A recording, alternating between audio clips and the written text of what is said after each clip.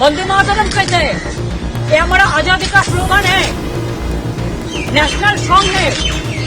और जय हिंद नेताजी का नारा है, जो नारा लेके हम लोगों ने लड़ा है, अभी भी हमारे देश का नारा है। इसको जो टकराएगा चूर चूर हो जाएगा।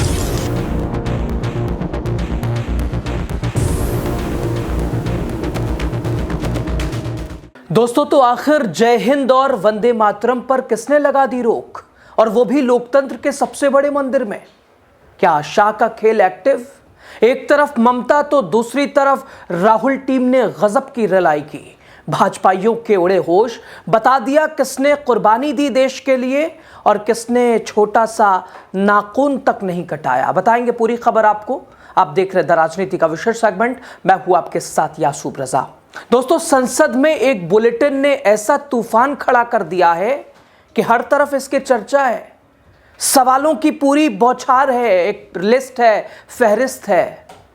तो सवाल तो है ही, क्या अब संसद में लोकतंत्र के सबसे बड़े मंदिर में जय हिंद और वंदे मातरम जैसे नारे सुनाई नहीं देंगे?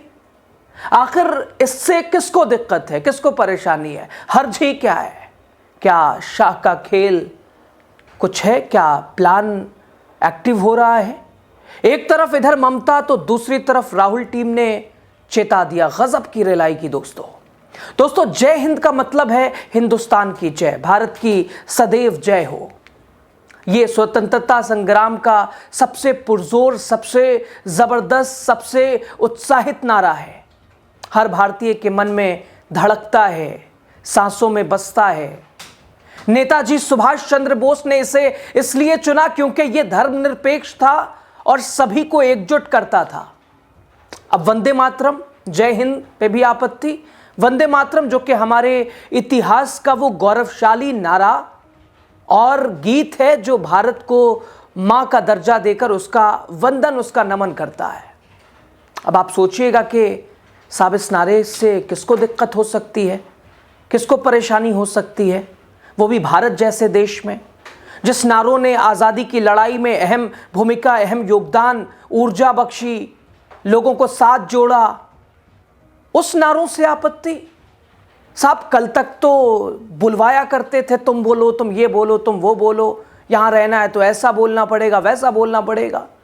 अब खुद साहब लोकतंत्र के सबसे बड़े मंदिर में इसके ऊपर पाबंदी, क्या मतलब?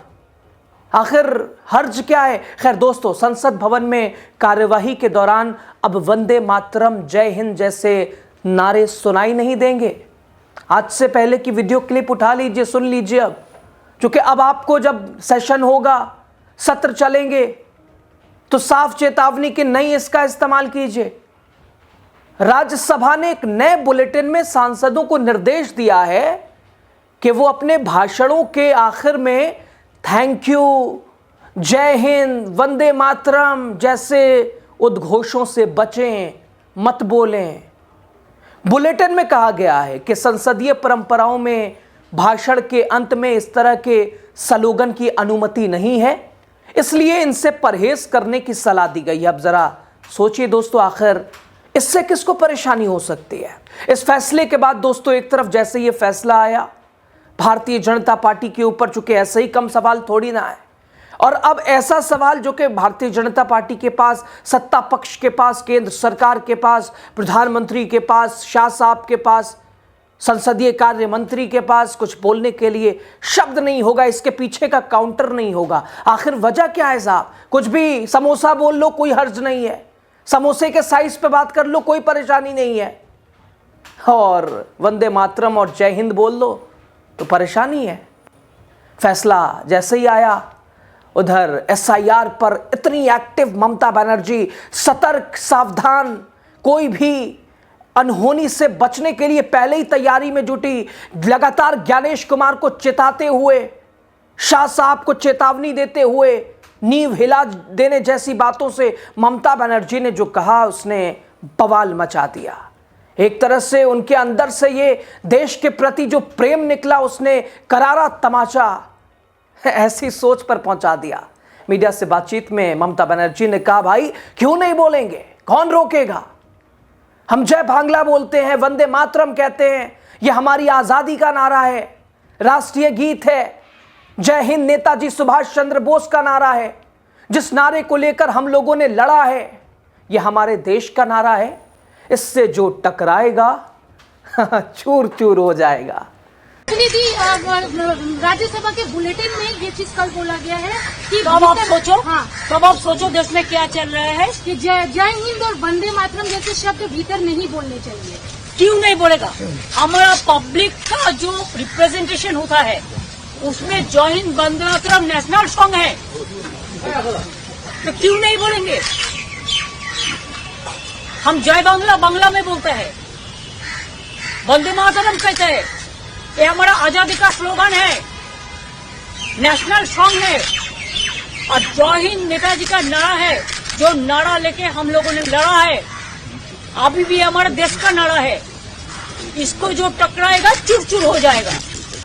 दोस्तों, विवाद इसलिए भी बड़ा है और होता दिख रहा है और आगे भी होता रहेगा, क्योंकि जय हिंद और वंदे मातरम दोनों ही नारों की ऐतिहासिक और भावनात्मक विरासत बहुत गहरी है। अब राहुल टीम ने भी साहब गजब पूरा इतिहास गिरा दिया है, एक एक करके इसके पीछे के उन तमाम दलीलों, तमाम नतीजों को एक तरह से शीशे की तरह दिखा दिया। लो, कल तक बड़ा देशभक्ति और ये और वो, और किसने क्या कुर्बानी दी देश के लिए, किसने क्या जोखिम उठाया, किसने अपने आप को कुर्बान कर दिया इस देश की, इस मिट्टी के लिए, और किसने नाखून तक छोटा सा नहीं कटाया। कुछ कहने की जरूरत नहीं है। सुप्रिया श्रीनेत ने पूरा इतिहास बताकर दोस्तों तगड़ा तमाचा मारा है। दोस्तों, सुप्रिया कहती है, मैं तो हैरान हूं, आखिर इन नारों पर कैसी आपत्ति? साहब, इनसे तो अंग्रेजों को दिक्कत थी, अब भाजपाइयों को भी है। किस मिट्टी के बने हैं वो लोग जिनको आजादी के दो सबसे प्रसिद्ध नारों को सदन में बोलना अखरता है? और एक आजकल, सुप्रिया को भी आप सुन लीजिएगा, आजकल शेर भी बड़ा ट्रेंड कर रहा है दोस्तों, नए अंग्रेज आए हैं, नया गांधी बनाऊंगा। पहले तो सुप्रिया को आप सुन लीजिए। खबरों के मुताबिक राज्यसभा की बुलेटिन में कहा गया है कि सदन में जय हिंद और वंदे मातरम का प्रयोग नहीं होना चाहिए। मतलब यह सुनकर मुझे विश्वास नहीं हो रहा है कि वो कौन लोग हैं जिनको वंदे मातरम और जय हिंद पर आपत्ति है। इससे तो अंग्रेजों को दिक्कत थी, अब पता चल रहा है भाजपाइयों को भी दिक्कत है, वो अखरता है नारा। ये आजादी के आंदोलन के सबसे पुरजोर, सबसे सशक्त नारे, इससे किसी को दिक्कत हो कैसे सकती है? किस मिट्टी के बने लोग हैं? चलिए शुरुआत जय हिंद से करते हैं। जय हिंद का मतलब है हिंदुस्तान की जय हो, भारत की सदैव जय हो। यह आजादी का सबसे सशक्त नारा था। इसकी रचना 1907 में केरल के ट्रवणकोर के रहने वाले क्रांतिकारी चेम्पक रामन पिल्लई ने की थी। वो भारत के बाहर सक्रिय थे, जर्मनी वगैरह जगहों पे। 1914 से 18 के बीच में भारत के जो क्रांतिकारी बाहर रहते थे और आजादी की लड़ाई लड़ रहे थे, उसको, इस नारे को, जय हिंद को उन्होंने अपना उद्घोष बनाया, अपना अभिवादन बनाया। इसको और पॉपुलर करने का काम नेताजी सुभाष चंद्र बोस ने किया। 1940 के दशक में 1943 से 44-45 के बीच में नेताजी और उनकी आजाद हिंद फौज ने जय हिंद को अपना उद्घोष बनाया, जय हिंद से अभिवादन करते थे। और यही नहीं, नेताजी अपने सारे जो ब्रॉडकास्ट होते थे, चाहे वो जर्मनी में हो, चाहे वो साउथ ईस्ट एशिया में हो, कहीं से भी हो, वो जय हिंद जरूर बोलते थे। उन्होंने इसको इसलिए चुना था क्योंकि ये धर्मनिरपेक्ष था, ये लोगों को जोड़ता था। 1947 में आजादी के बाद इस नारे का प्रयोग हमारी सेना ने, हमारे अर्धसैनिक बलों ने करना शुरू किया। उन्होंने औपचारिक तौर से इसको अपना नारा बनाया।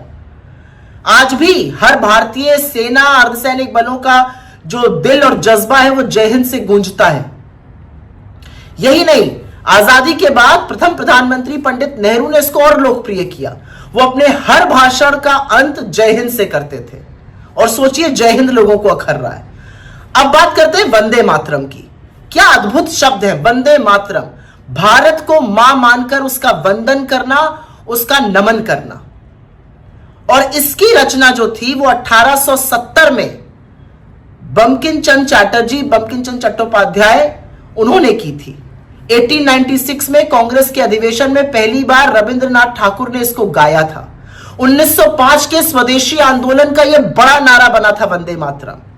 और यही नहीं, 1908, 1909, 1910 उसके बाद ये हर क्रांतिकारी का नारा था और इसको अंग्रेज बार बार बैन करते थे, इसको बोलने पर जेल जाना पड़ता था, फिर भी आजादी के महानायकों का नारा था, उनका उद्घोष था, वो एक दूसरे का अभिवादन वंदे मातरम से करते थे।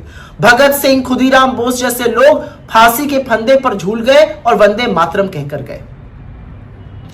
जब 1950 में भारत का संविधान अडॉप्ट हो रहा था तो भारत की संविधान सभा ने वंदे मातरम को राष्ट्रीय गीत के तौर पर औपचारिक तौर पर अपनाया। इन लोगों को इससे दिक्कत है। आप सोचिए, वंदे मातरम और जय हिंद से किन लोगों को दिक्कत होगी? उन्हीं लोगों को ना जिन्होंने अपनी छोटी उंगली का छोटा नाखून आजादी में नहीं कटवाया, जो मुखबिरी करते थे, माफीनामे लिखते थे अंग्रेजों के। आज उनको इन तो सुना दोस्तों आपने, सुप्रिया साफ कह रही है। साहब कैसी हैरानी, कैसी आपत्ति? इन नारों से तो अंग्रेजों को दिक्कत थी, और क्या नए अंग्रेज आ गए हैं क्या? और अगर नए अंग्रेज आ गए हैं तो फिर नया गांधी भी बनाना पड़ेगा, नए गांधी की भी जरूरत पड़ेगी। यानी सुप्रिया अपने एक नेता के तौर पर भी, राहुल गांधी जितनी मुखरता के साथ नेता प्रतिपक्ष के तौर पर हर विषय पे, खैर बहरहाल दोस्तों, सुप्रिया कहती हैं, और इसके अलावा और भी नेता, ममता बनर्जी की भी चेतावनी साफ कि जब ये नारा देश की एकता, स्वतंत्रता आंदोलन की पहचान है तो इन्हें सदन में अनुचित कैसे माना जा सकता है? इन नारों पर प्रतिबंध जैसी व्याख्या किए जाने के बाद विपक्षी दलों ने इसे अभिव्यक्ति के अधिकार, सांस्कृतिक विरासत से जोड़कर केंद्र सरकार पर सवाल उठाए हैं। दरअसल दोस्तों, राज्यसभा ने विगत सोमवार को जारी बुलेटिन में साफ तौर पर कहा कि सांसदों को थैंक यू, जय हिंद, वंदे मातरम जैसे विश्लेषण के साथ अपने भाषण खत्म करने से परहेज करना चाहिए। राज्यसभा ने जारी बुलेटिन में कहा गया कि संसद के दोनों सदनों में परंपरा इस तरह की स्लोगन की इजाजत नहीं देती है। हालांकि राज्यसभा सचिवालय का कहना है कि यह फैसला किसी राजनीतिक पक्ष के दबाव में नहीं, बल्कि कार्यवाही के स्वरूप और गरिमा को ध्यान में रखकर लिया गया है। विशेषज्ञों का कहना है कि संसदीय नियम अक्सर तकनीकी होते हैं, जिनका उद्देश्य शोर शराबे से एक तरह से बचना होता है, लेकिन जब ऐसे नियम उन नारों को छूते हैं जो राष्ट्रवाद के प्रतीक माने जाते हैं तो राजनीतिगत गर्मी बढ़ना स्वाभाविक है। कई विश्लेषकों का मानना है कि यह विवाद इसलिए भी गहरा है और काफ़ी हद तक आगे भी दिखाई देगा क्योंकि यह मामला प्रक्रियात्मक कम और इसके अलावा भावनात्मक ज़्यादा है, दिलों से जुड़ाव ज़्यादा है। इसका मुद्दा सिर्फ दो शब्दों का नहीं बल्कि उस भावनात्मक विरासत का है जो इन्हें देश के इतिहास में मिले महत्व से जोड़ती है। क्या संसदीय अनुशासन के नाम पर ऐसे नारों से दूरी बनाई जा सकती है, या फिर इनका स्थान वही रहेगा जो स्वतंत्रता आंदोलन से लेकर आज तक रहा है? और जब रहेगा तो लोकतंत्र के मंदिर में इससे परहेज का मतलब क्या है, लोगों को समझ नहीं आ रहा है, लोगों के समझ से परे है। विपक्ष आने वाले सत्र में जोरदार पुरजोर हंगामा करेगा। आपकी राय ज़्यादा ज़रूरी है दोस्तों, आप बताइए, क्या जय हिंद, वंदे मातरम इसके ऊपर परहेज करना चाहिए, और वो भी लोकतंत्र के मंदिर में? समझ से परे है, आपकी राय ज़्यादा ज़रूरी। बहुत शुक्रिया। वंदे मातरम कहते हैं, ये हमारा आजादी का स्लोगन है, नेशनल सॉन्ग है, और जय हिंद नेताजी का नारा है, जो नारा लेके हम लोगों ने लड़ा है, अभी भी हमारे देश का नारा है। इसको जो टकराएगा चूर चूर हो जाएगा।